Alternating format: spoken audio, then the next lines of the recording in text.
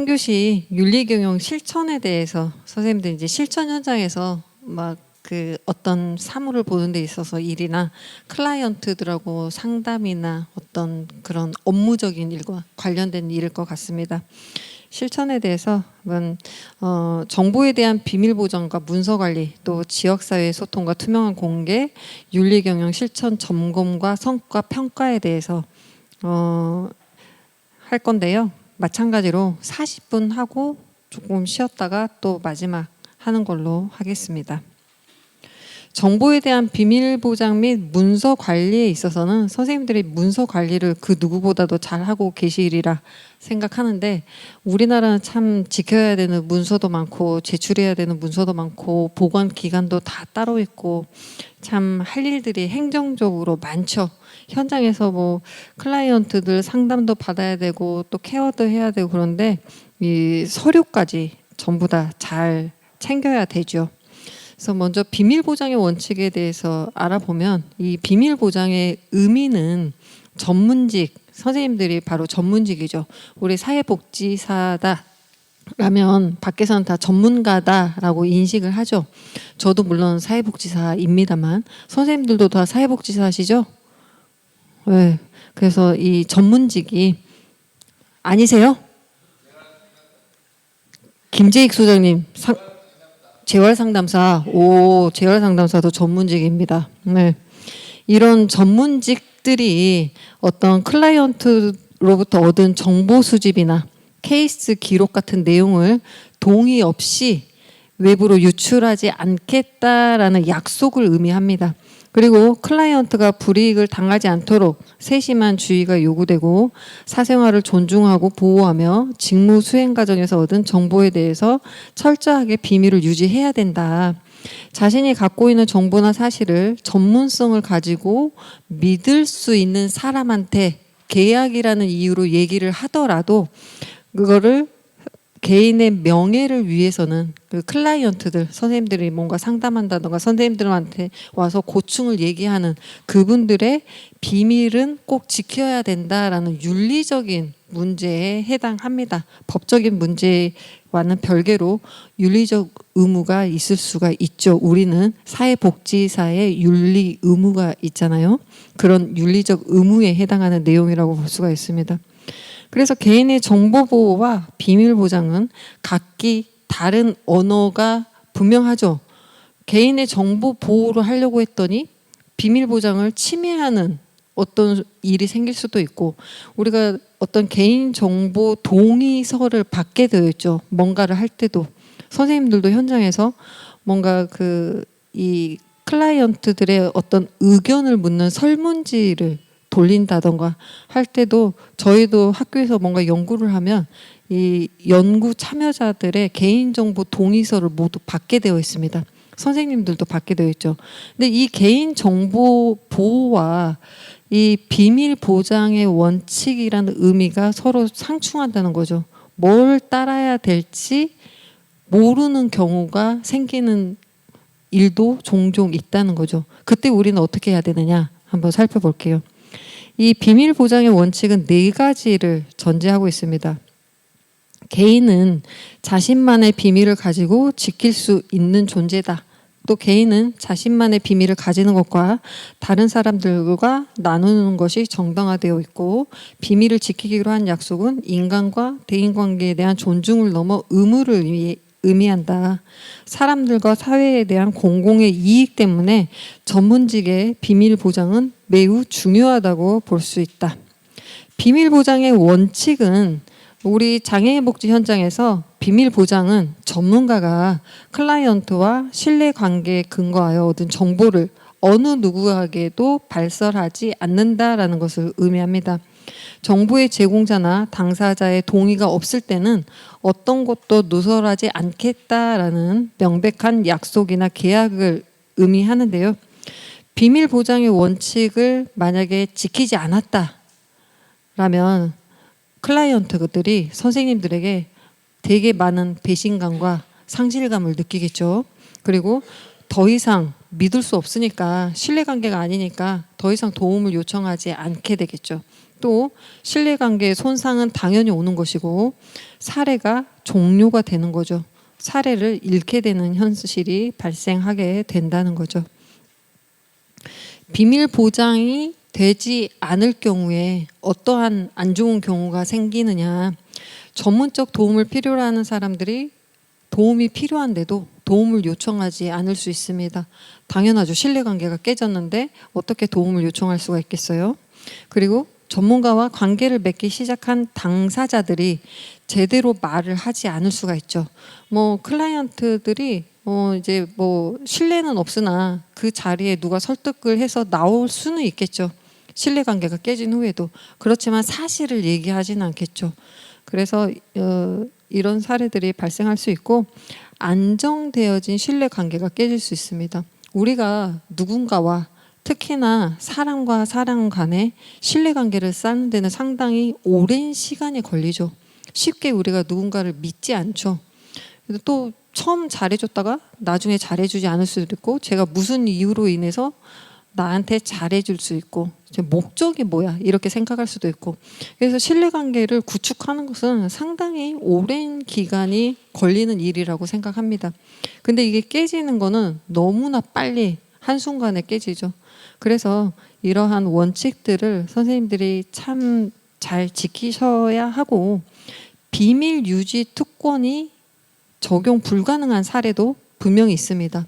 이런 상황은 클라이언트가 위험에 빠져 있거나 또 자신이나 타인을 해치고자 할 때, 자살이나 클라이언트의 생명을 위협하는 다른 심각한 위험이 있을 때, 클라이언트가 범죄를 계획할 때, 또 아동의 이익을 최우선적으로 고려해야 하는 아동 보호 사례일 때 우리는 비밀 유지 특권을 지키지 않아도 됩니다. 근데 이것도 제가 아까 2교시 때 그 미드 많이 본다고 했잖아요. 이때 이런 게 상당히 많이 나옵니다. 그래서 본인이 상담하고 있는 클라이언트가 어떤 범죄자였는데 이 사람이 갖고 있는 정보를 경찰들이 찾아왔을 때 의사가 절대로 안 주겠다고 하죠. 이거 줄 수 없다. 니네들이 이 사람에 대한 정보를 얻으려면 법원에 영장을 받아와라. 그럼 내주겠다. 이럴 만큼 철저하게 지키는 것이 비밀 보장의 원칙이죠. 근데 단지 이런 예외 사례는 분명히 있다라고 선생님들이 알고 계시면 될 것 같습니다. 비밀 보장에 대한 법적 의무가 있습니다. 대한민국 헌법 제17조에는 모든 국민은 사생활의 비밀과 자유를 침해받지 아니한다라고 규정되어 있고요. 아동복지법과 청소년 성보호에 관한 법률, 또 정신건강 증진 및 정신질환자 복지 서비스 지원에 관한 법률, 또 가정폭력 범죄의 처벌 등에 관한 특례법에서도 비밀 보장에 대한 법적 의무를 지우고 있습니다만 장애인 복지법에서의 비밀 보장의 의무를 살펴봤더니 공무원과 이런 사회복지시설의 종사자는 업무 수행 중 알게 된 정보 또는 비밀 등을 이 법에서 장애인 복지법에서 정한 목적 외에 다른 용도로 사용하거나 다른 사람 또는 기관에 제공하거나 누설하여서는 아니 된다. 또 비밀 엄수 등 의무의 위반죄를 저지른 경우에는 3년 이하의 징역 또는 3천만 원 이하의 벌금을 부과한다라고 규정하고 있습니다. 상당히 엄한 법적 의무라고 할 수가 있죠. 이거는 비밀 보장 원칙의 제한에 대한 사례입니다. 첫 번째로 A씨는 상담 치료사에게 같은 직장에서 근무하고 있는 B씨가 휴가를 마치고 복귀하면 그녀를 살해할 것이다 라고 상담 중에 상담 치료사한테 이야기를 합니다. 상담사는 이것을 매우 심각하게 받아들입니다. 그래서 슈퍼바이저에게 알립니다. 슈퍼바이저는 주변 지구대에 연락해서 이 사람이 누군가를 해야 할 것이다 라는 정보를 입수했다. 이걸 알고 있어라 라고 어떤 조치를 취하지는 않고 이렇게만 알립니다. 경찰은 이 A씨를 지구대로 부릅니다. 지구대에 불러서 너 진짜 B씨를 살해할 거야? 그러니까 얘가 경찰서 가서 얘 살해할 거예요 이러겠어요? 아니겠죠. 그랬더니 실제로 살해할 의도는 없고 그냥 상담사한테 나의 위대함을 알리기 위해서, 왜 범죄자들 중에 간혹가다 그런 왜 사이코패스 진단받은 사람들의 특성 중에 하나가 있잖아요. 누군가를 해함으로써 자신의 위대함을 알리는, 난 되게 대단한 사람이야 라는 것을 알리는 그런 부류들이 있는데, 이 사람도 그럴 의도였다고 항변을 한 거죠. 그리고 경찰은 바로 이 A씨를 귀가 조치시킵니다. 근데 이 A는 B가 직장에 복귀하자마자 B를 즉시 살해했어요. 살해하고 이런 비밀을 유출한 너 상담사도 죽일 거야 라고 협박을 합니다.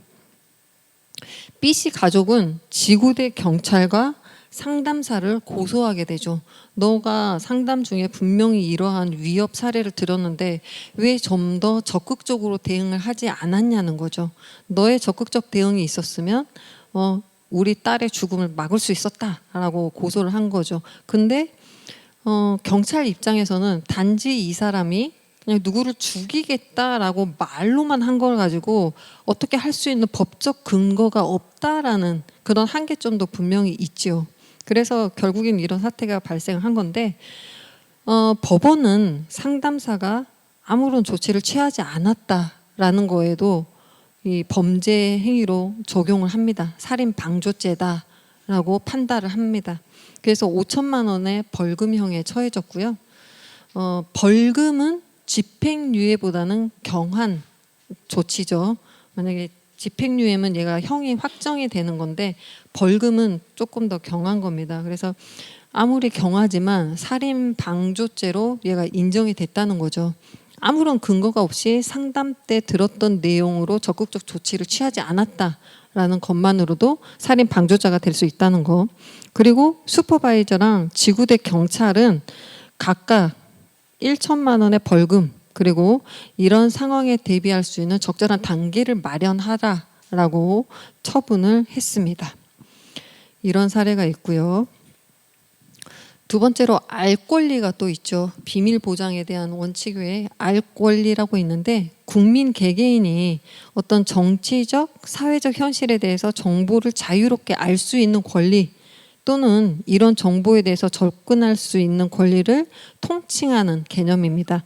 이게 알 권리에 대한 정의라고 볼 수가 있는데요. 관련 법조항은 공공기관의 정보 공개에 관한 법률, 약칭 정보공개법이라고 하는데, 선생님들도 우린 또 살다 보면 귀찮아서 이런 거 직접 신청 안 하고 하는데, 우리가 공공기관에 어떤 정책이나 예산이 어떻게 사용됐는지 궁금하다 그러면 그 공공기관에 정보 공개를 요청할 수가 있죠. 그래서 거기서 적절하게 요거는 정보 공개해도 돼 라고 하면은 그 정보를 나한테 주고, 아니면 아니 이거는 너한테 줄 수 없는 정보야 라고 판단되면 정보를 안 주기도 하죠. 그게 정보공개법인데, 사회복지 현장에서의 알 권리는 주로 고지된 동의라고 표현되기도 합니다. 알 권리 아니고 고지된 동의, 이런 말인 알 권리와 이꼴이라고 생각하시면 되고요. 클라이언트에게 서비스를 제공함에 있어서 서비스 목적이나 내용, 그리고 관련된 위험성을 알려야 되고, 서면이나 구두 동의를 받아야 되죠. 만약에 서면 동의가 어려운 우리 장애인 이용자다 할 경우에는 구두 동의 받은 거를 녹음을 해놔야 되죠. 그래서 선생님들 스스로를 지킬 수 있는 뭔가 울타리를 만들어 놔야 됩니다. 그래서 근데 사회복지 관련 법에서는 알 권리에 대한 명시가 없긴 합니다. 근데 선생님들은 현장에서 분명히 고지된 동의가 있다는 것을 알고 계시고 이거를 클라이언트에게 알려주셔야 됩니다. 왜 쉽게 얘기해서 우리 그 범죄 현장에서 미란다 원칙이라고 아시죠, 선생님? 그 범죄 현장에서 이제 경찰들이 누군 범인을 딱 잡으면 너는 뭐 변호사를 선임할 권리가 있고 뭐 무죄 추정의 원칙에 근거해서 거기서 얘기를 해주잖아요. 근데 만약에 경찰이 미란다 원칙을 얘기하기 전에 이 그 범죄를 저지른 사람이 뭔가 이렇게 자백을 했다. 이거는 법적으로 인정이 되지 않죠. 그래서 빨리 미란다를 이렇게 고지를 해줘야 됩니다. 긁고 나서 자백을 받아야 증거로 인정이 되죠. 그래서 선생님들도 무슨 일이 있으시면 최근에 요 강의를 할 때 선생님들이 뭐 조금 클라이언트와 상당히 어려운 관계에 있는데 이거를 어떻게 해야 될까요? 뭐 이걸 고지했는데도 뭐 상담이 꼭 필요한데 상담을 안 하겠다고 하고 뭐 이런 거에 대해서 부모는 상담을 계속 해야 되는데 이런 상황에서 내가 어떻게 해야 되느냐 뭐 제 말을 믿지 않는다 뭐 어쩌고 저쩌고 막 이렇게 어려움을 토로하시더라고요. 그래서 이 클라이언트가 본인이 요거 상담 서비스를 이용하지 않겠다라는 거를 할 수 없으면 그냥 선생님이 그 녹음을 해 놓으시라. 그래서 어머니한테 들려드리시라. 그렇게 했는데 녹음을 해도 되나요? 이러면 녹음을 해도 되죠. 왜냐하면 선생님들 당사자고 또 그 이용자한테 얘기를 하세요. 이거 선생님이 요거 그 문서 작성을 할 수 있는 상태가 아니니 녹음을 하겠습니다. 그렇게 하고 해도 되고 선생님들이 또 전화 통화를 녹음할 때도 선생님들이 그 전화 통화의 당사자시면 녹음을 해도 그게 증거로 인정이 되죠. 불법이 아닙니다. 그래서 적절하게 이용을 하시면 될 것 같아요. 고지된 동의는 어떤 뜻을 가지고 있느냐? 충분한 설명에 근거한 동의라는 뜻입니다. 그래서 제가 조금 전에 미란다 원칙 말씀드렸는데 이때도 경찰이 그 범인한테 미란다 원칙을 얘기해주고 너 알아들었지? 라고 확인을 받죠. 얘한테 너 얘 대답해 이렇게 하죠. 그래서 선생님들도 이렇게 뭐 니네들 그 정보를 어디다 쓰고 어떤 목적으로 이런 서비스를 하는 거야 라고 했으면 알아들었지? 이런 거에 대해서 동의를 받아 놓으시는 게 나중에 선생님들이 어떤 일이 발생할지 모르는데 거기에 도움이 될 수 있다라는 거. 이 고지된 동의의 원칙은 윤리적, 법적으로도 하나의 의무이고 또 고지된 동의는 반드시 문서 또는 구두로 명시적 동의가 필요합니다. 클라이언트가 직접적으로 동의를 표현하지 않거나 거부하지 않는다 해서 침묵을 동의로 해석해서는 안 됩니다. 반드시 구두나 서류로 남겨놔야 된다는 거. 반드시 또 클라이언트에게 이 서비스를 너는 거부할 권리가 있다라는 설명을 해줘야 됩니다. 사회복지 현장에서 고지된 동의가 왜 필요한가? 전문성이 높은 분야일수록 뭐 우리 사회복지사들을 혹자들은 뭐 전문직이 아니다라고 표현하긴 하는데 전문직이 맞죠. 그래서 우리 전문성이 높은 분야일수록 정보와 지식의 독점이 이루어지고 있기 때문에 클라이언트는 절대 약자일 수밖에 없는, 물론 그 어떤 정신의학과 의사 선생님과 그 클라이언트의 관계의 절대 약자와 절대 강자의 위치는 아닙니다만 우리 사회복지사와 클라이언트의 관계는 그럼에도 불구하고 선생님들은 전문성이기 때문에 정보의 비대칭성이 이루어질 수밖에 없는 관계이고 그렇기 때문에 사회복지 현장에서 고지된 동의가 반드시 필요하다. 현장에서 공공기관, 복지시설에서 클라이언트에게 서비스를 제공함에 있어서 해당 서비스를 어떠한 목적 그리고 어떠한 내용 이로 인해 어떤 위험이 발생할 수 있다라는 걸 반드시 알려야 됩니다. 우리가 예를 들어서 뭐 두통약을 먹는다 해도 두통약을 뭐 언제 1일, 3회, 식후 이 두통약의 부작용은 어떤 게 있습니다 라고 그 책이래. 그 약 케이스 뒤에 이렇게 다 자세히 써 있잖아요.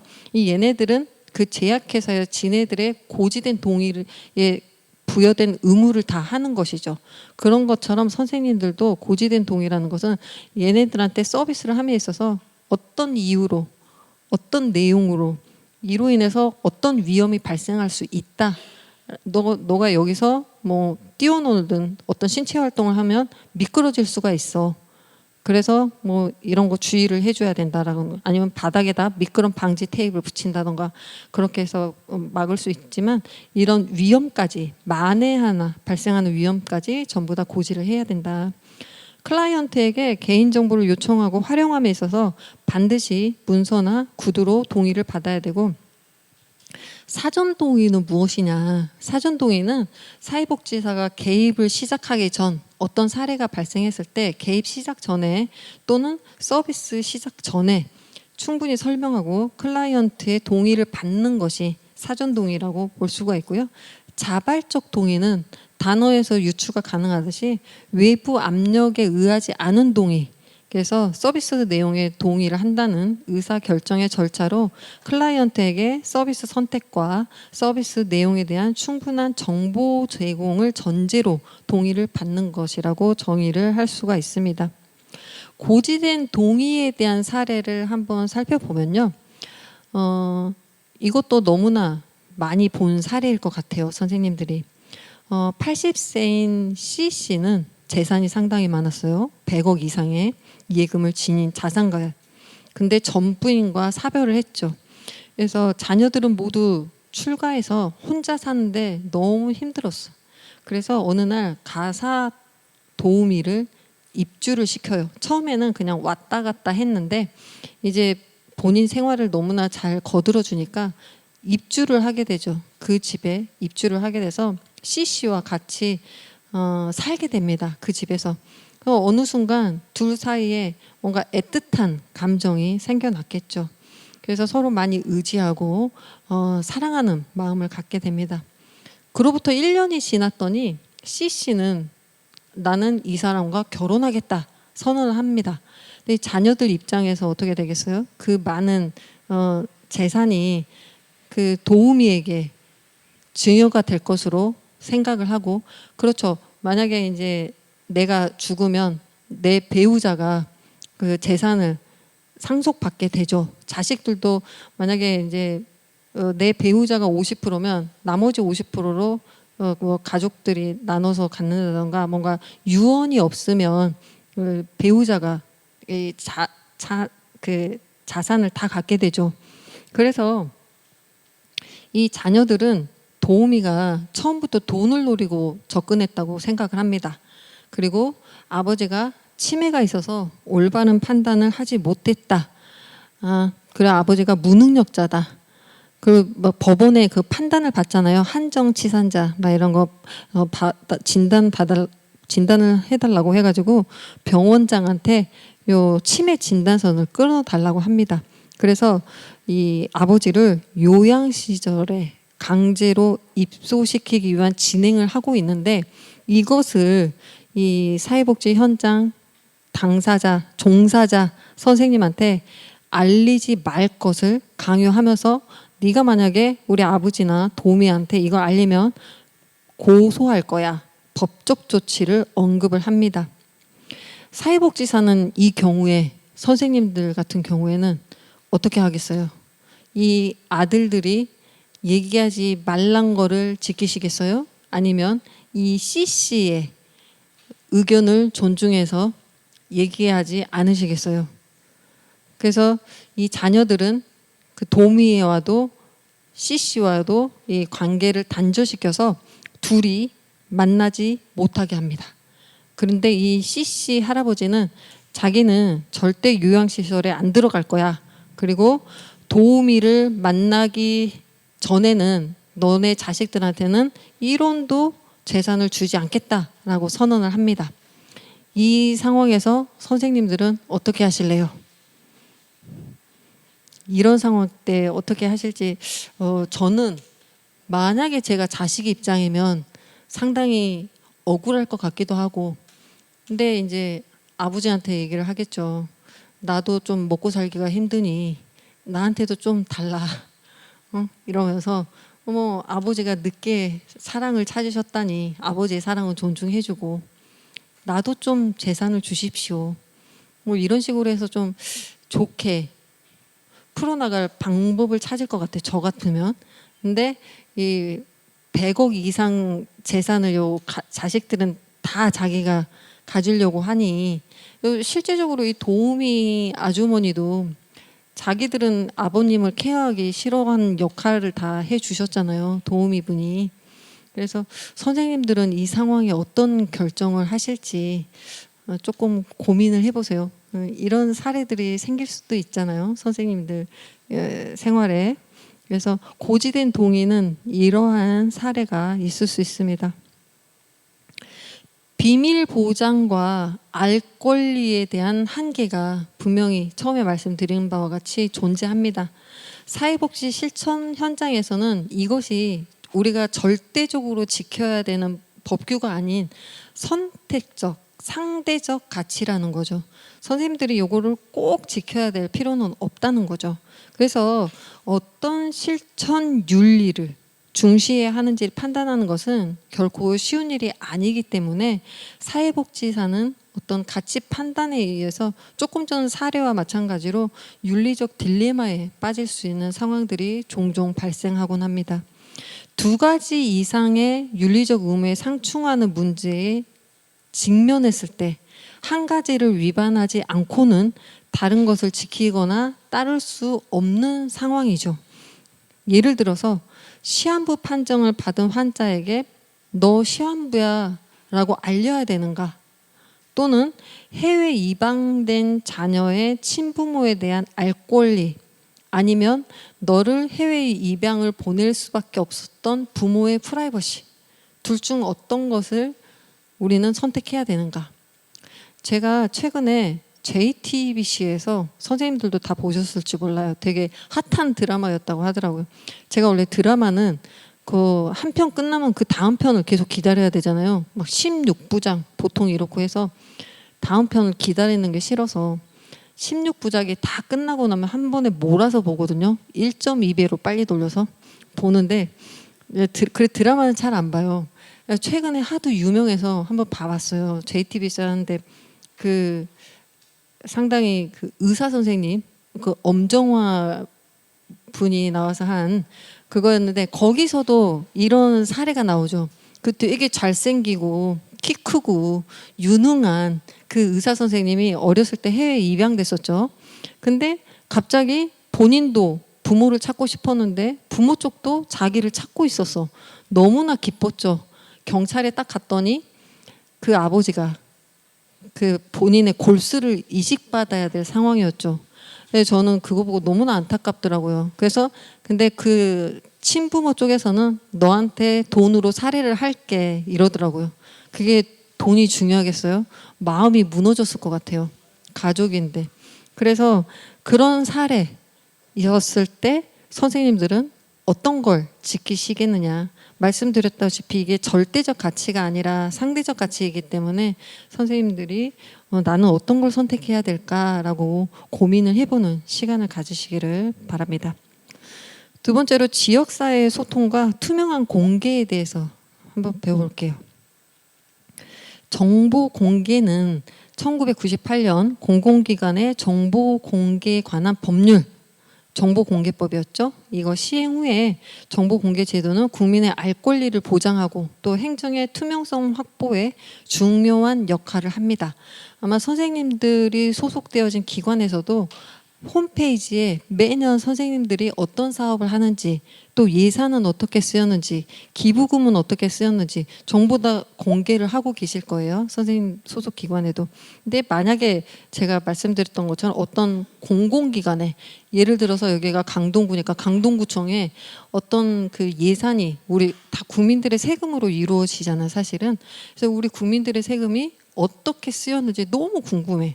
그래서 여기를 그 강동구청에 제가 이 예산에 대해서 좀 알고 싶다. 니네가 이걸 어떻게 썼느냐.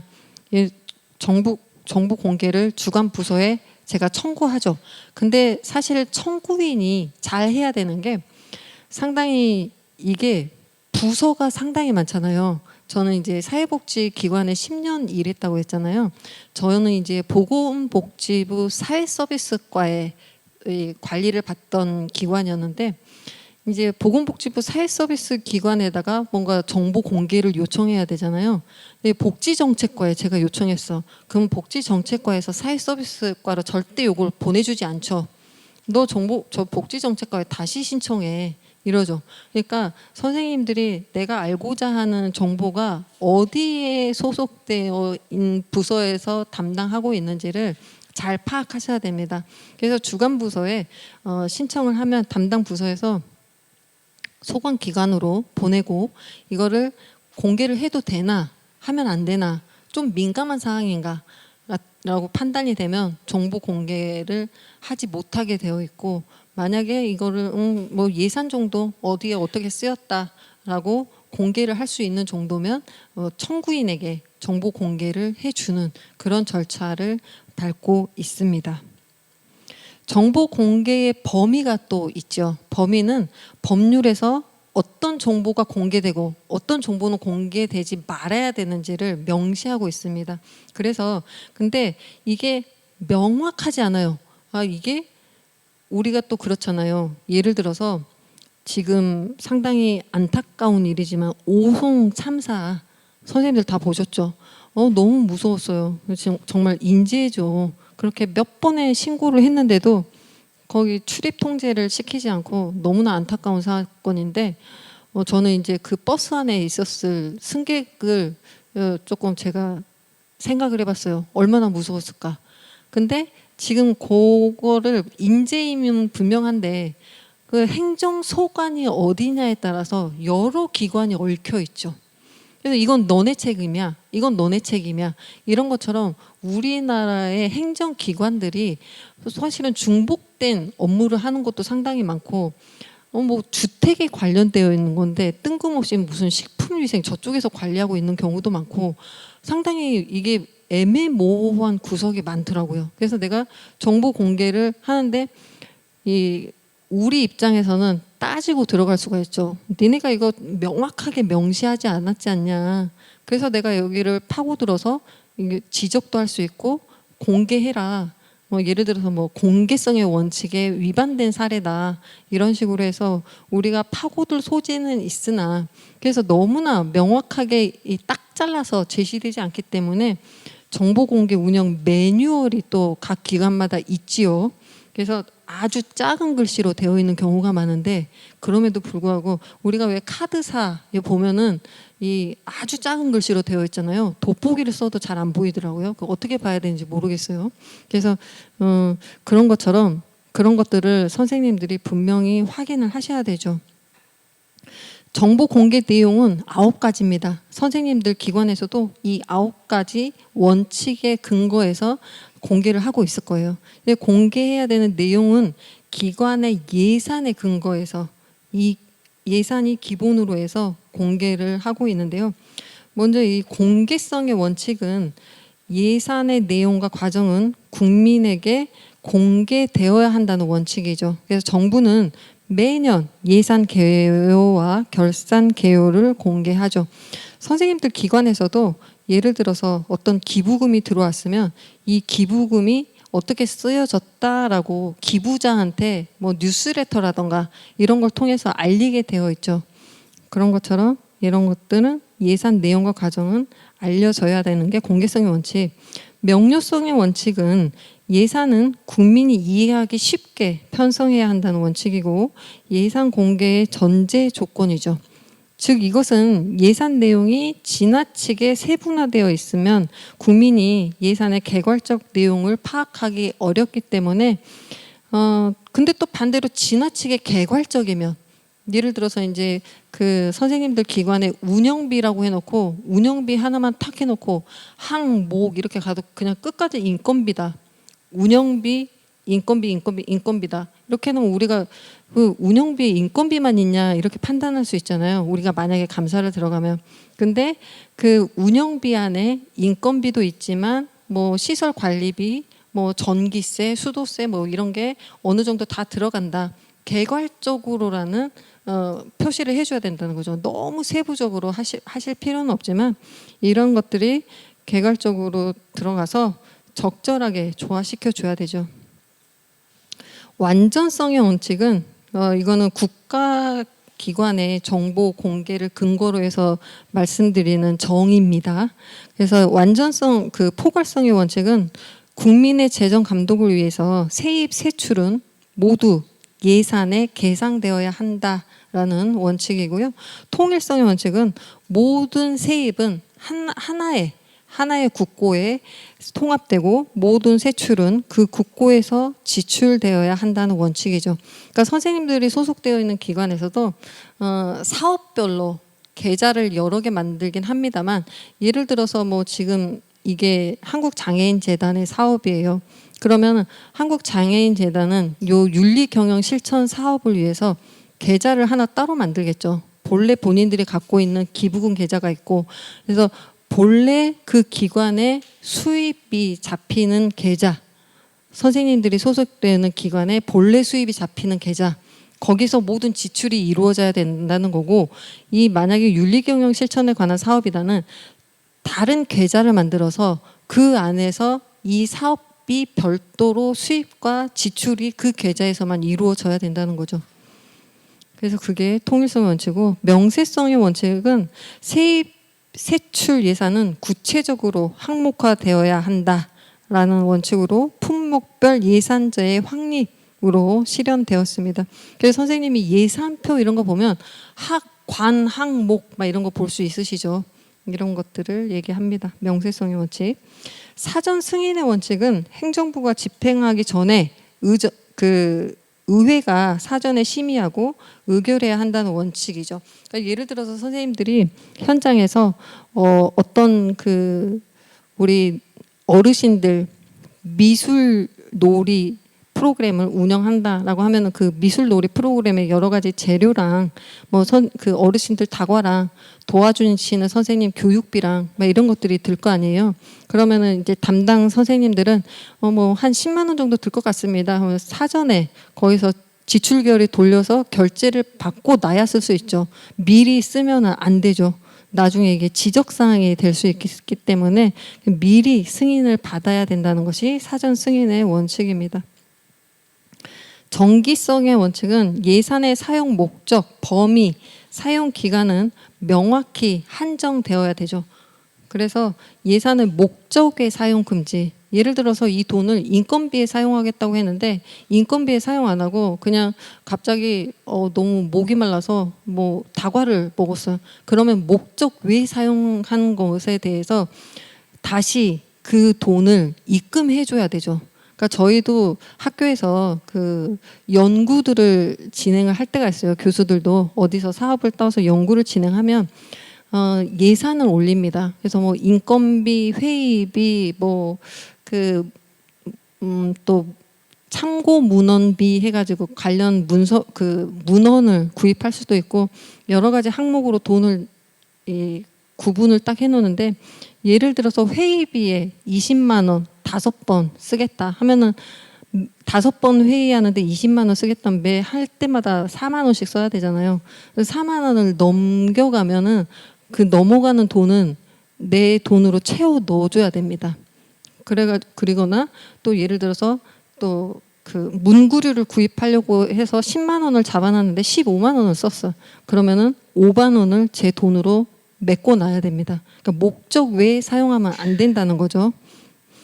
단일성의 원칙은 정부의 모든 재정 활동은 알아보기 쉽게 하나의 단일 예산으로 편성해야 된다는 원칙입니다. 그래서 통합 예산은 단일성의 원칙을 추구하는 것이다 라고 볼 수가 있죠. 투명한 정보 공개 방법입니다. 조금 전에 말씀드렸다시피 선생님들도 이런 관련 내용을 홈페이지에 다 게시하고 있을 거라고 생각합니다. 그래서 여기는 서부장애인 종합복지관의 본 예산을 공시하고 있는 건데요. 공지사항에서 이거를 다 알리게 자유 게시판도 아니고 공지사항에 올리시는 게 좋습니다. 그래서 세입, 세출 명세서 이렇게 전부 다 공시해야 되고 또 어떤 기관들마다 이런 것들을 되게 얇은 책자로 만들어서 기부자한테는 보내주고 그런 경우도 있더라고요. 근데 요즘은 전부 다 그런 거 이제 환경을 위해서 만들지 않고 소식지 같은 거 1년에 한 번씩 만들고 하기는 하시더라고요. 전에 한 1년에 4번 정도 만들었다면 한 1년에 한 번 정도로 만들어서 소식지 같은 거를 발간해서 본인 기관을 소개하고 홍보하고 세입 내역도 하고 또 기부금이 어떻게 쓰였습니다. 어떤 좋은 일에 쓰였습니다. 또 때로는 이 기부금을 받음으로 인해서 어떤 사람의 생활이 형태가 상당히 좋아졌다라는 거 사진으로 찍어서도 보여주고 이런 것들도 있더라고요. 네, 오늘 마지막 윤리경영 실천 점검과 성과 평가에 대해서 마지막으로 알아보고 짧고 굵게 빨리 끝내도록 하겠습니다. 자, 장애인 단체의 윤리적인 경영을 위협하는 존재와 상황이 분명히 존재하죠.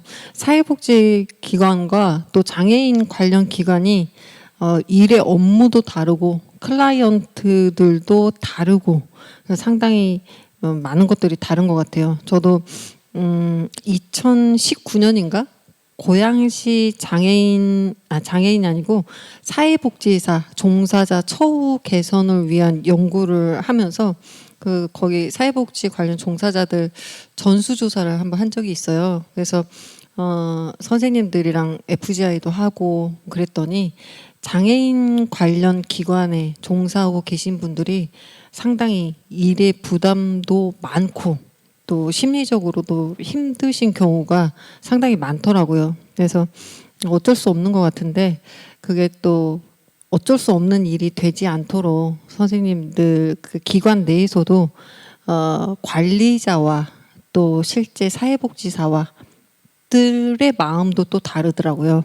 그래서 그 관리자분들과 실제 사회복지사들과 또 파트를 나눠서 FGI를 하기도 했었는데 선생님들이 참 많이 힘들겠구나 그때 많이 느꼈습니다. 그래서 장애인 관련 기관은 다들 조금 기피 하시는 듯 하시고 또 장애인 관련 연구도 우리는 이제 교수들은 이제 선생님들이 일하는 것처럼 업적을 쌓아야 되고 1년에 그 업적으로 평가를 받거든요. 학교에서.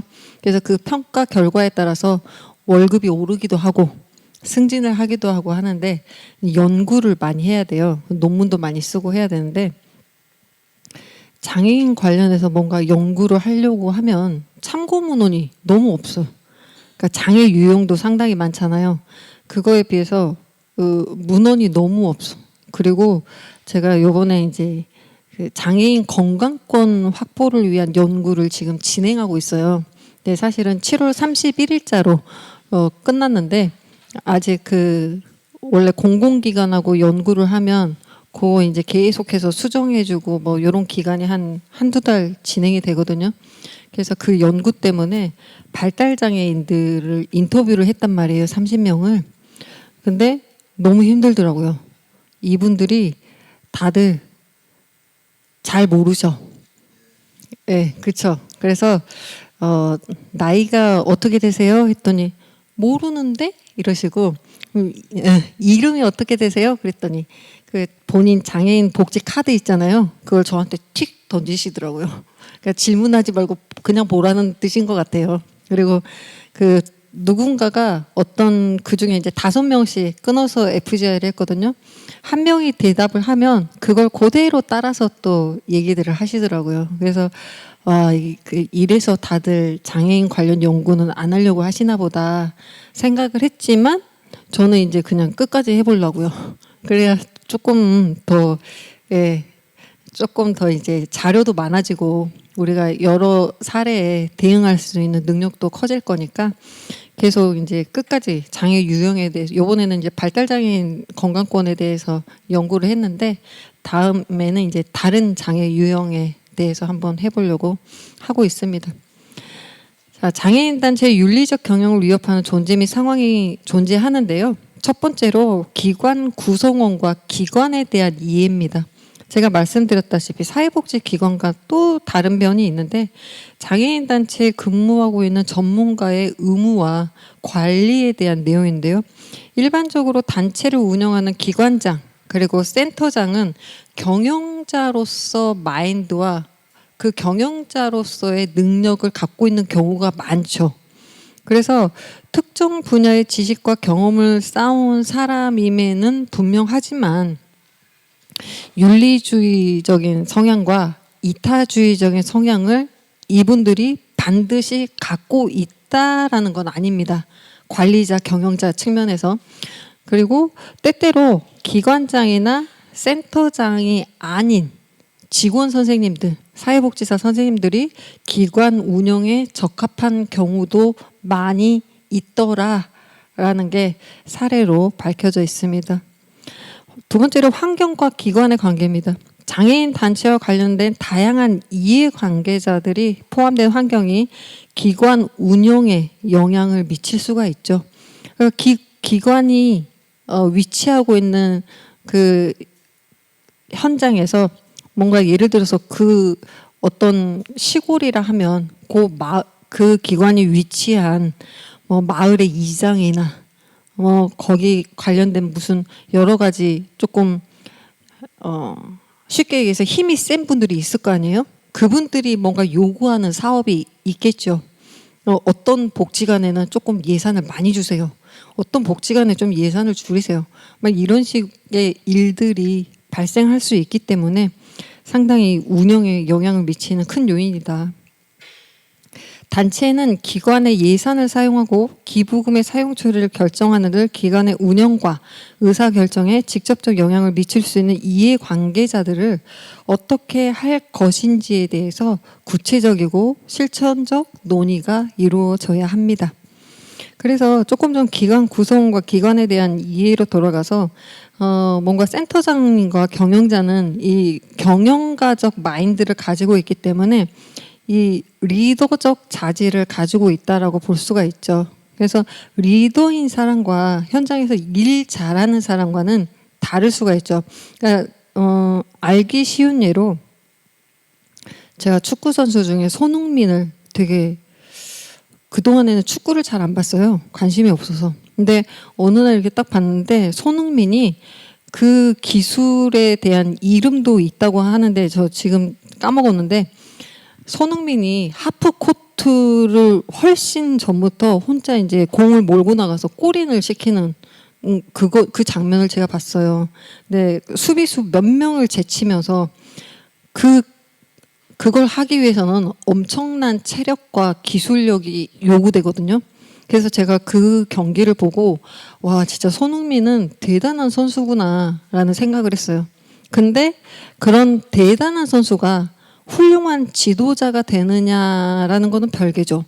꼭 훌륭한 선수가 훌륭한 지도자가 되는 건 아니거든요. 그러니까 여기 선생님들 현장에서도 꼭 훌륭한 현장에서 일하고 계신 선생님들이 꼭 훌륭한 경영자가 된다는 법은 없고 훌륭한 경영자지만 현장에서 일을 잘하라는 법은 없다는 거죠. 그래서 예. 그렇죠, 소장님? 네네. 네네. 그래서 이런 경우들이 있다라고 말씀을 드립니다. 세 번째입니다. 사회복지 관련 현장 전문가라면 현장에서 상당히 많이 고민하게 되는 문제들이 있죠. 기관 이용자와 관련된 윤리적 의사결정 상황이라는 것이 항상 존재하는데요. 예를 들어서 오는 순서대로 서비스를 제공해야 되는가 아니면 조금 더 급한 사람한테 서비스를 먼저 제공해야 되는가 또 개인정보 보호는 누군가의 생명이 위협받거나 위험한 상황에서도 꼭 지켜져야 하는가 기관장, 단체장, 슈퍼바이저는 기관을 운영하는 데 있어 투명성을 기반으로 회계, 인사조직, 경영정보금 등 기관 내외 활동에서 실제적 윤리적 의사결정 상황을 경험하게 됩니다. 이 상황에서는 선생님들이 도덕적 기준이 아니라 기관의 입장에서 판단하는 것이 필요합니다. 예를 들어서 선생님들이 앞에 대면 창구에 예를 들어 앉아있다. 근데 어떤 선생님은 오는 순서대로 일 처리를 해주는데 어떤 선생님들은 저 할머니가 먼저 오셨지만 사실은 이분이 더 급한 것 같아. 이분을 먼저 처리해줘야지. 그러면 나중에 이 분이 이 선생님한테 가서 막 따지겠죠. 아니 저 선생님은 급한 사람 먼저 해주는데 너는 왜 순서대로 해? 난 몸 아파 죽겠는데 언제까지 기다리라는 거야. 장난 아니게 컴플레인이 있을 수 있겠죠. 그래서 기관에서 선생님들이 비록 그 상황이 조금 안타깝고 너무나 좀 기다리기 힘들다. 그럴 때는 선생님들이 어떤 자구책을 마련해서 힘든 분을 조금 어떤 방식으로 처리를 해드리더라도 선생님 기관에 어떤 규정을 일처리 업무 방법을 마련해 놓고 그것들을 따르는 것이 좋습니다. 그래야 일관성도 있고 이런 컴플레인도 없게 되고 집단과 선생님들의 동일시한 단계가 이루어지게 되죠. 이용자 중심이 아닌 자신이 속한 기관의 이익을 추구하는 행위는 도덕적 해이라고 봅니다. 이용자의 이익을 우선시해야지 기관의 이익을 우선시하면 안 된다라는 것이죠. 이용자에게 제공돼야 하는 정보와 힘의 비대칭으로 인한 도덕적 해이가 여기서 발생하고요. 사회적 관계에서 어려움을 경험하고 있는 이용자들에 대한 정보를 가지고 있기 때문에 이해 관계자들의 이익을 희생시키면서 이용자를 도와주거나 자신의 이익을 도모하는 행위입니다. 이런 정보와 힘의 비대칭은 이용자에게 적절한 서비스를 적절한 시기에 제공하지 못하게 되는 문제점을 발생시키고 또 조직 내에서도 힘의 불균형으로 인한 전문가들 간의 도덕적 해이 현상이 발생합니다. 이런 상황이 지속적으로 발생하게 된다면 장애인 단체는 더 이상 이용자와 당사자를 위하는 기관이 아니죠. 이런 그 도덕적 해이의 적절한 예가 될지는 모르겠습니다만 왜 우리 국회의원들이나 공직자들, 공무원들 보면 우리가 접하지 못하는 정보들을 먼저 입수하는 상황이 종종 때때로 아주 자주 발생하죠. 그래서 예를 들어서 저기 목포의 땅값이 완전 오를 거야. 그쪽 땅을 이제 친인척 자기의 무슨 누구를 전부 다 동원해서 그쪽 땅을 전부 다 사들이죠. 우리한테는 그런 정보가 없죠. 본인만 정보가 있죠. 이게 정보의 비대칭으로 인해서 본인의 이익을 도모하는 거죠. 법적으로는 문제가 없을 수 있어요. 근데 윤리적으로 큰 문제가 있다는 거죠. 근데 이런 사례를 말씀드리는 겁니다. 윤리성 진단을 위한 요인이 15가지가 있는데 14가지인가? 첫 번째로 이용자의 권리입니다. 기관에 이용자의 권리를 보장해주는 정책이나 규정, 절차, 윤리적 기준이 마련되어 있고 그에 따라 실천하고 있는가라는 것을 살펴보셔야 되고요. 두 번째로 고지된 동의입니다. 이용자에게 기관의 서비스 제공 원칙, 절차 등의 정보에 대해서 알려주고 또 충분한 시간을 가진 뒤에 동의를 받는 것에 대한 정책이나 규정, 절차에 따라 윤리적으로 실천하고 있는지 점검이 필요하다라는 내용입니다. 그리고 비밀 보장과 사생활 보호, 이용자에 관한 어떤 정보도 비밀을 보장해주고 사생활을 보호해주는 정책이나 규정, 절차, 윤리적 기준이 있어야 하고 이런 기준이 있어야 선생님들이 일을 하는 데 있어서도 업무를 진행하는 데 있어서도 원활할 것이라고 생각이 됩니다. 서비스 제공 측면에서는 직원들이 윤리 경영에 대한 능력과 자격을 갖추고 있는지 또 서비스 제공이나 문제가 발생했을 때 이용자를 보호해주는 정책, 규정, 절차, 윤리적 기준이 마련되어 있는지 여부입니다.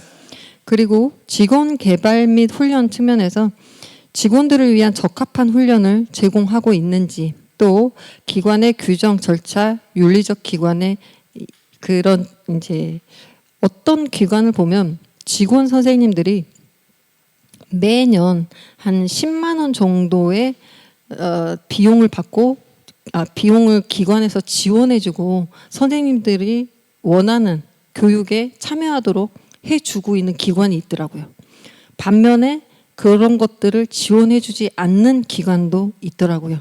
그래서 선생님들이 소속되어 있는 기관에 이런 우리들의 교육 그 어떤 역량을 위해서 교육시켜주는 일종의 복지 프로그램들이 있는지 확인을 해보시고 없으면 어떤 근거에 의해서 이게 꼭 필요하다, 있어야만 한다라고 해서 선생님들이 적절하게 교육을 받으시기를 바랍니다. 또 문서 기록입니다. 기관 직원들이 업무를 수행하고 문서를 작성하는데 정책이나 규정 그리고 절차 윤리적 기준이 있는지를 파악하는 것이고요.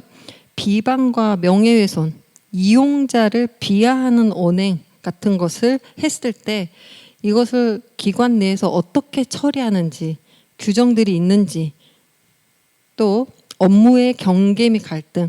제가 조금 전에 우리나라 각 행정기관에도 상당히 많은 업무의 경계선이 모호하고 때로는 중복되는 경우도 있고 이건 네 일이다, 이건 네 일이다, 뭐 이런 경우가 상당히 많은데 기관 내에도 그런 것들이 존재할 수 있죠. 너무 많은 어떤 사회복지사가 너무 많은 업무를 담당하고 있는 것도 문제잖아요. 그래서 그런 경계를 명확하게 해줘야 되는데 기관이 이용자와 관계를 형성할 때 얼마나 윤리적으로 올바른 관계를 유지하고 있는가. 또 그 범위를 넓혀서 요즘은 그 이용자의 가족, 또 슈퍼바이저, 실습생, 수련생, 동료에 이르기까지 윤리적 관계 형성, 유지를 위해 기관 내에 어떤 규정이나 절차들이 있는지, 슈퍼비전 제도를 갖추고 정기적으로 제공하고 슈퍼바이저로서 기능과 역할을 잘 하고 있는지를 파악하는 것이 필요합니다. 문서 보관은 이용자의 기록을 보관하고, 선생님들이 만약에 요즘은 그 문서가 상당히 각 기관마다 너무 많잖아요. 그게 정말 짐덩이더라고요. 그래서 그것들을 전자문서로 처리해서 보관하고 있는 기관들도 상당히 많은데, 어떤 기관의 센터장께서는 본인이 그 전자결제도 조금 원활하지 못하고 무조건 인쇄를 해와라 이런 경우도 상당히 많아서 그 이면지가 엄청나다고 해요. 그래서 선생님들이 그것들을 적절히 좀 설득하는 기술도 있어야 되겠고, 본인이 뭔가 배울 생각은 없는 듯해 보이시긴 하더라고요. 그 전자 쪽으로 하는 것을. 그래서 이런 것들을 이용자 기록을 보관하는 것은 반드시 필요하다. 나중에 진짜 뭐 얼마 살지는 않았지만 살다 보니 참 별일들이 많이 발생한다고, 언제 이렇게 그 나의 발목을 잡는 일이 발생할 줄 모르더라고요. 그때 되면 이제 선생님들이 그때 가서의 뭔가 영수증, 내가 이걸 이렇게 해놓길 잘했어. 그러니까 제가 조금 전에 보건복지부의 관리를 받는 기관에 있었다고 그랬잖아요. 3년마다 한 번씩 보건복지부에 감사를 받는데 그 영수증이나 이런 게 철하는 게 엄청나잖아요. 50만 원 이상 쓰면 비교견적 2장 붙여야 되고, 100만 원 이상 하면 비교견적 3장 붙여야 되고, 뭐 이거 왜 이렇게 했느니, 영수증 왜 없느니, 왜 세금계산서를 안 받았느니, 이런 것들을 하나라도 놓치면 상당히 어려운 상황에 처하게 될 때가 있더라고요. 그래서 이런 것들을, 문서 보관들을 선생님들이 잘 해 놓으셔야 된다. 윤리성 진단을 위한 꼭 필요한 요인, 마지막으로 종결, 이용자의 권리와 보호에 적합한 서비스 종결을 위한 정책, 규정, 절차, 윤리적 기준이 있는가, 평가와 연구, 서비스, 정책, 프로그램들을 모니터링하고 평가하면서 결과를 이해 관계자들과 공유하는 정책. 일부 기관에서는 어떤 정책이나 어떤 연구 결과들을 그 위에서 뭔가 그 보직을 맡고 있는 사람들만 공유하는 경우가 많죠. 밑에 있는 사람들은 어떻게 돌아가는지, 이 사업의 결과가 어떻게 되는지 하나도 모른 채 그냥 통보만 받는 그런 기관들이 상당히 많이 존재합니다. 아직도. 그래서 이런 정책들이 필요하다. 실무자 및 이용자의 상해. 실무자나 이용자가 실천 과정에서 신체적, 정신적 상해를 입었을 때 어떻게 처리해야 되는지, 정책이나 규정, 절차, 윤리적 기준이 있는가. 마지막으로 윤리적 결정. 기관에서 어떤 윤리적인 쟁점에 봉착하게 됐을 때 결정을 내릴 수 있는 윤리적 기준에 근거한 프로토콜이 있는가. 그러니까 어떤 윤리적 문제가 발생을 했는데, 조금 전에 비밀 보장의 원칙과 알 권리에 어떤 문제가 발생했을 때 우리는 어떤 쪽을 선택해서 해야 되는가? 알 권리를 먼저 우선해야 될까? 비밀 보장을 우선해야 될까? 이런 거에 대해서 기관 구성원들이 서로 너무나 다양한 생각들을 갖고 있으면 이게 어떻게 할 수가 없잖아요. 그래서 각 기관별로 이런 문제가 발생했을 때는 어떤 절차를 거치는 것이 맞다라는 거, 기관의 입장 또는 기관의 규정을, 내부 규정을 만들어 놓는 것이 선생님들이 일하기도 쉽고 컴플레인에 쉽게 대할 수 있는 그런 방법이기도 합니다. 마지막으로 윤리적 경영을 위한 원칙, 단체는 어떻게 해야 될까? 윤리 경영을 위한 제반 준비 사항, 윤리 경영 시스템을 구축해 놓는 것이 필요하겠죠. 이것이 철저히 이행되도록 해야 하고 또 엄격히 수행할 수 있도록, 기준만 있으면 뭐예요? 규정만 있으면 이거를 신청은 안 하는데 이게 잘 수행되고 있는지 기관장들은 확인을 하시고 기관에서는 철저히 이게 수행될 수 있도록 해야 되고요. 업무 수행 방침을 정확하고, 우리 업무 분장이라고 하죠. 너는 이 일을 해, 나는 이 일을 할게. 업무 수행 방침을 정확하고 분명하게 제정을 해놓는 것이 중요합니다. 그리고 실천 과정에서 발생되는 업무를 담당할 윤리위원회를 설치해 놓는 것이 좋고요. 직원의 윤리 감수성을 높이기 위해서 지속적으로 교육과 훈련이 필요합니다. 또 직원들의 복지 증진, 그리고 근무 환경 개선에 최선의 노력을 단체는 기울여 주셔야 되고, 윤리 경영 위반 사례 발생했을 때 신속하고 원칙적으로 처리해서 윤리 경영 의지를 천명하는 것이 좋습니다. 기관장은 어때야 되냐? 기관장은 기관에서 윤리 기준, 전문성이나 열성, 도덕성 같은 것들이 구현이 될 수 있도록 효과적이고 다양한 장치와 방법을 강구해 줘야 되고요. 직원 간 어떤 수평적 의사소통이 수평적 의사소통이 이루어질 수 있도록 수직적이 아니라 민주적이고 수평적인 의사소통이 가능한 시스템을 기관장들은 만들어 놓으셔야 됩니다. 그래서 어떤 문제에 대한 해결이라든가 결과 같은 것들을 본인들만 알지 마시고 밑에 직원들까지 다 알 수 있도록, 우리 기관이 어느 방향으로 나아가는 게 맞구나라는 것을 스스로 알 수 있도록 공유를 해줄 수 있는 그런 시스템을 구축해 놓는 것이 좋죠. 기관 윤리 강령과 규범을 제정하는 과정에 직원들이 자발적이고 적극적으로 참여할 수 있도록 해줄 수 있어야 됩니다. 우리는 지금 현장에서 너무나 많은 업무의 부침을 겪고 있습니다. 너무 힘들어요. 나 너무 힘든데 이런 윤리 강령이랑 규범 만드는데 저한테 또 하라고요? 이런 생각이 들지 않도록 기관장께서는 이 직원들에게 스스로 참여할 수 있는 어떤 것을 줘야 되겠죠. 그리고 이 제정된 윤리 규정이나 규범이 지속될 수 있도록 실천할 수 있는 그런 장치를 마련해 놓고 공사를 엄격히 구분하고 직원에게 윤리적인 어떤 해법에 대해서 스트레스를 주면 안 됩니다. 설사 한번 조금 원래 순서대로 해야 되는데 급한 사람이 있어서 먼저 했어. 근데 요거를 질책하면 안 되겠죠. 이런 경우가 있었지만 다음에는 조직의 질서를 위해서 이렇게는 하지 맙시다. 이렇게 뭐 좋게 얘기해 준다던가 스트레스를 주면 안 됩니다. 직원에 대한 기관 내외의 윤리 교육을 정기적, 지속적으로 제공하고 기관 내의 윤리 경영 저해 요인을 예방하거나 개선하는 과정이 기관장에게는 필요한 업무라고 볼 수 있습니다. 마지막으로 직원입니다. 우리 직원 선생님들은 제일 현장에서 일하시는 분들이니까 기관 윤리 강령을 숙지하고 엄격하게 실천해 주시는 것이 필요합니다.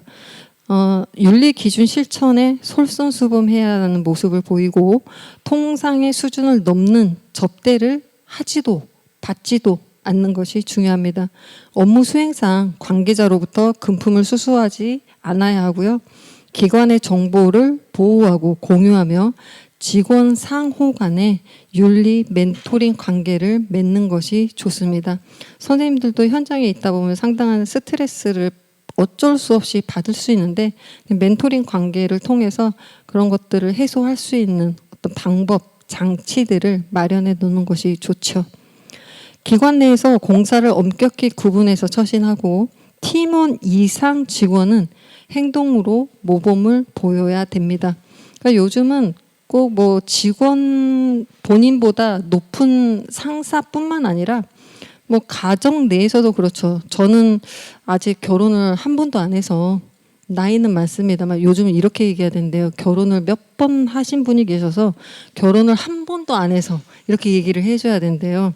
실제로 제 친구는 3번을 결혼하더군요. 너무 부럽습니다. 능력자.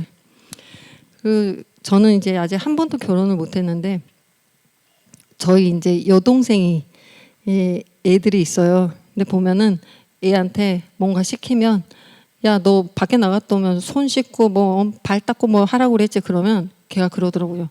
엄마는 안 하잖아. 이렇게 되는 거죠. 엄마는 안 하면서 왜 나한테 시켜? 예를 들어서 뭐 밖에서 떡볶이 사 먹지 말라고 그랬는데 왜 떡볶이 사 먹어? 엄마는 떡볶이 시켜 먹었잖아. 이렇게 하더라고요. 그러니까 애들이 그 당시에는 직접적으로 얘기를 하지 않고 딱 기억하고 있다가 자신한테 하기 싫은 거, 불리한 거 시킬 때 엄마는 안 했잖아. 이렇게 하더라고요.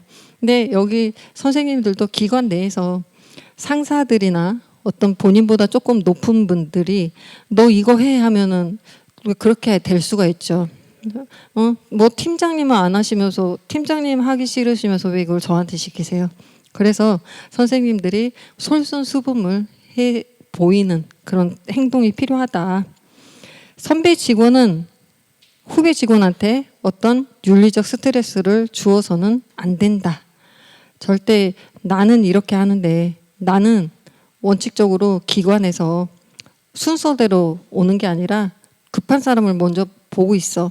기관과는 좀 다르지. 근데 너도 내 뜻을 받아서 너도 급한 사람 먼저 해. 이런 식으로 스트레스를 주면 안 된다는 거죠.